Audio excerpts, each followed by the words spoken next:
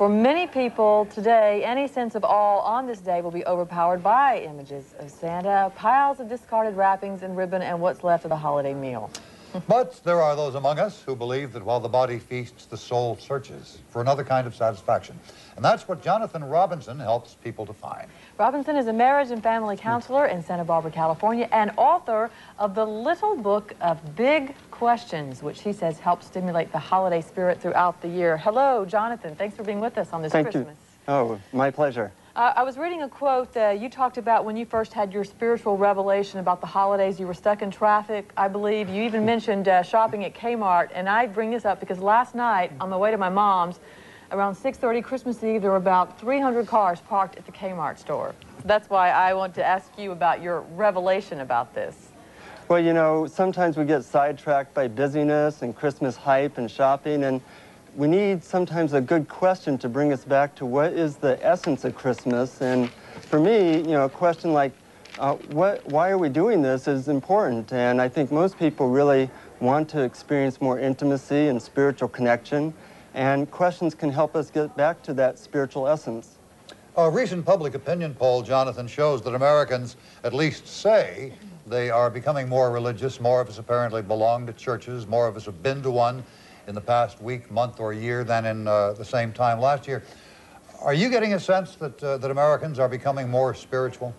Well, I sure hope so. You know, the people around me often like to talk about this. One of the reasons the book is doing well is people really want to have more meaning and purpose in their life, but they haven't always known how to do that or how to bring it into daily life. So when you ask people meaningful and big questions, people really are receptive to it, and it often leads to very inspiring conversations. So I think as we approach the millennium, that is happening more and more. What, in your view, and probably a dozen definitions for it, what is spirituality? Boy, that's a tough question, but I think spirituality is anything that helps us get in touch with our loving heart, our desire for peace, and the joy or heaven within. And for some people, that might be spending time in nature. For other people, it's connecting in prayer or meditation with a greater being. So I think it's an individual thing, but whatever gets us in touch with our loving heart. That's one example of the questions in your book. These are definitely big, thought-provoking questions. Who are you is one of them. What are the, do you think it pays to be a good person, someone who is kind and fair? How can you know your higher destiny? Do you think that many people, especially this time of year when we're reflecting what's really important, are getting this, especially this time of year? You talk about people want more spirituality, but what are our big distractions that are keeping us from that? Well, we all know the distractions, everything from ringing telephones to advertisements on TV. And, you know, with all the busyness, I think that's the biggest distraction. But the time between Christmas and New Year's is often a time to spend time with family and people you love and really reflect on what's most important in life. You know, nobody ever on their deathbed said, I wish I spent more time at the office. We want to connect with a deeper love and a deeper meaning. And I think that's really what it's all about. But we need help in doing that. And the more we talk about, the more that sacredness can enter our daily life. Another question in your book, what is the most miraculous thing you've experienced? Do you have an answer for that? Well, I've been blessed with many miracles, but a few years ago, a friend of mine and I went to the Mojave Desert, and we saw 5 balls of light surround us for about 4 or 5 minutes, and they made childlike noises, and we were in total awe, you know. I thought I was hallucinating at first until I turned to her and she was seeing the exact same thing. And we believed that we were surrounded by angels because we were there basically to pray and meditate.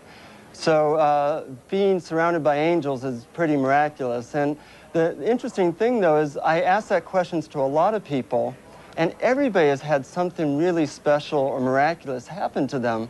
And it often leads to a really inspiring and really enthusiastic conversation. So I really like that question. That's one of my favorites. We ran earlier a bunch of these questions by some people in the newsroom, Jonathan, and not all of them, but many of them didn't come up with immediate answers. Does that say anything to you? Is it just that people don't think in these terms, or that they're simply not involved with spirituality? Is it a negative or a positive? Well, I think, in this culture, we're much more likely to be asked a question like, would you like fries with that order, than a question like, what is the purpose of human life? So we need to be brought back from this, this craziness that we sometimes get lost in. And it takes time to think about these things. These aren't always easy questions, but it's well worth the time, and when we answer them, it often leads to that intimate and sacred connection that we yearn for.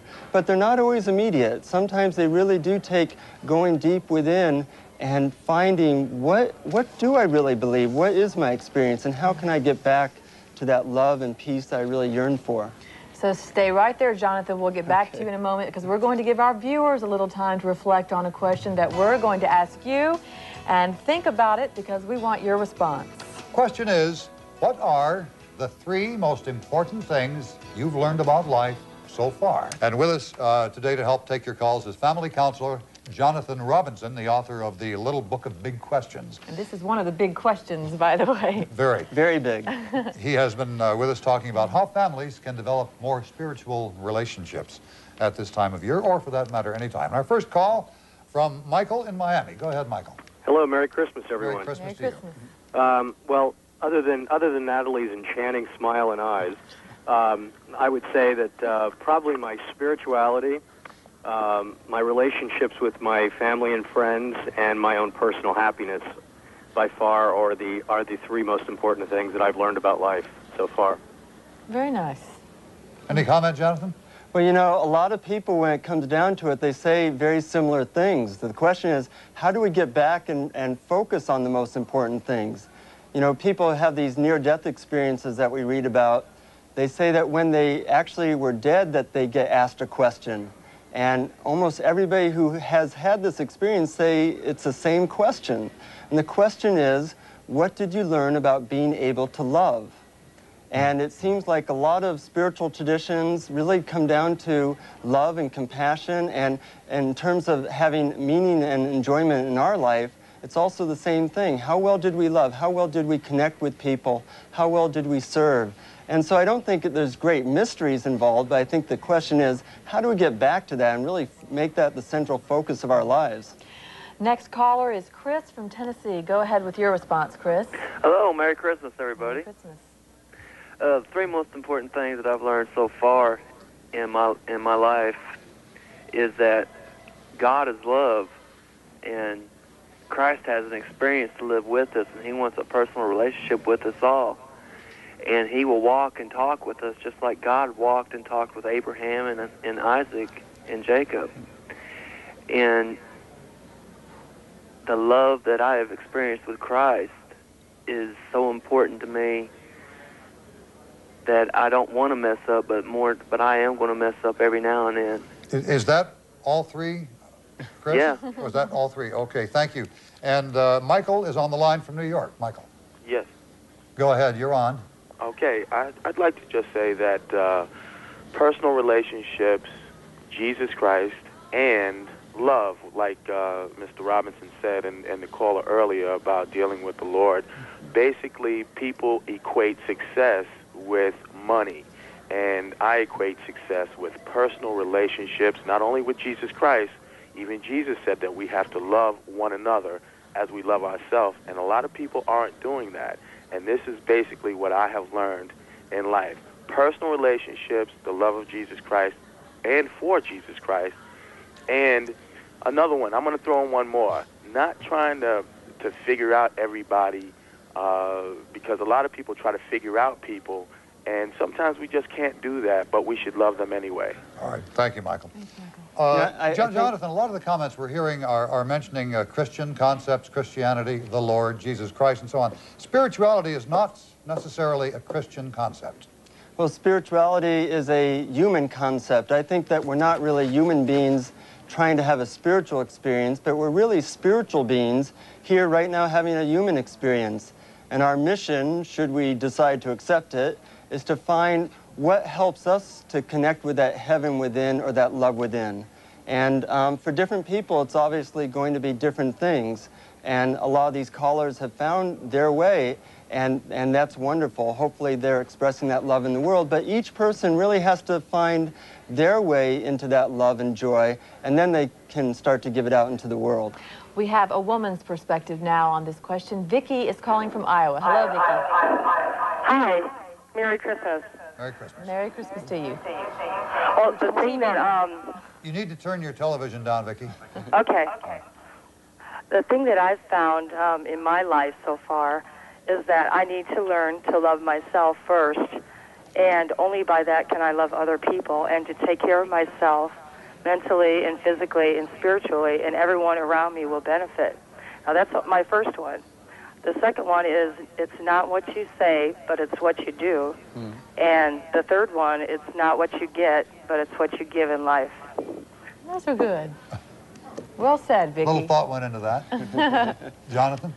Very beautiful. You know, everybody has that spiritual essence, and just by asking these questions, these people are really expressing their inner beauty. And I wish in this culture that we had more of that go on, that we could talk to our friends and family about this stuff and see that really everybody is beautiful inside if you give them the chance and you direct them with the right questions and the right amount of love and acceptance. All right, Glenn is on the line from New York. Glenn, go ahead. Hello. Hi. Season's greetings. Thank you. Season's greetings. The three biggest things that I've learned is the first two are a paradox. One is nothing is really new under the sun, and also that learning never ends. And the third one I learned is it really helps to accentuate the positive. Joe. Okay. Right there. All right. Jonathan Robinson, let me turn the tables on you. Are you ready for this one? I hope so. Go ahead. What are the three biggest things you've learned in life? Well, I think the first one for everyone is what helps you to connect with that deep sense of joy. Because unless you're experiencing that, the rest of life starts to be meaningless. So for me, I experience it mostly through meditation and through the love I have with my friends and family. So that's been very important. Another one is that life is really about getting back to center, and that there's a lot of distractions, and my job is really to sift through all the distractions and ask myself, okay, what's important to me now? What do I really want? And keep that central in my mind, however I can.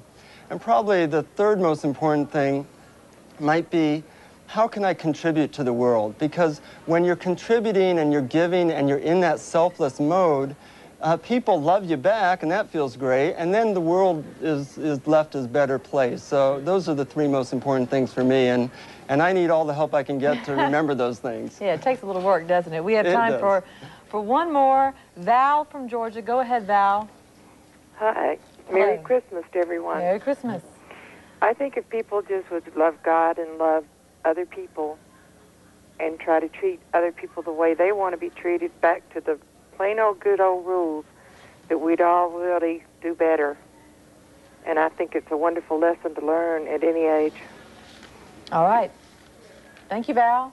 I guess that sums it up. It is. Thank you for joining us on that. I learned something. Hope you did. Now for today's second news quiz. Right. We want to thank Jonathan Robinson for being with us. Then again, it's the Little Book of Big Questions. Thanks, Jonathan. Thank you very much. All right.